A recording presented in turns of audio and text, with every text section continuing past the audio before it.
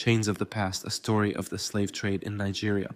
The sun hung low over the vast forests of Igboland, casting golden hues on the dusty paths that led to the great village of Umudike.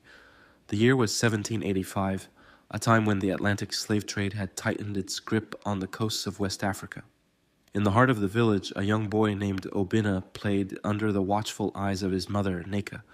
He was only 12, full of laughter and dreams of becoming a great hunter like his father, Ezeaksha.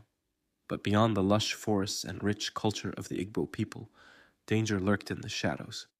The slave raiders came at dawn. Their leader, a fierce warrior named Jeed, worked for a powerful Yoruba kingdom that had allied with European traders on the coast. The villagers were caught off guard, fires burned, and the air was filled with cries of fear and desperation. Obinna and his mother were among those captured, bound in chains, and marched toward the coast. The journey, known as the Middle Passage, was brutal. Those who resisted were beaten or left behind to die. Along the way, Obinna saw people from other tribes, Hausa, Yoruba, Nupe, all bound by the same fate. They arrived at the great port of Badagry, where Portuguese and British traders inspected them like livestock. Separated from his mother, Obinna was sold to a British merchant named Mr. Wilkins who ran a plantation in the Caribbean. He was crammed into the hull of a slave ship, where disease, hunger, and despair reigned. He watched as many perished before even reaching the New World.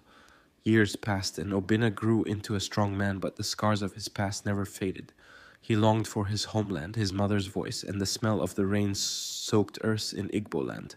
He often shared stories of his people with fellow enslaved men, keeping their heritage alive through songs and whispers of resistance. Back in Nigeria, the abolition movement had begun to take root.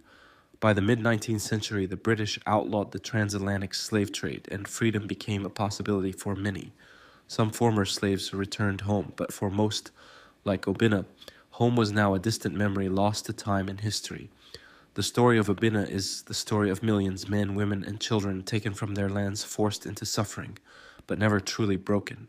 Today, their legacy lives on in the resilience of their descendants and the enduring spirit of Africa.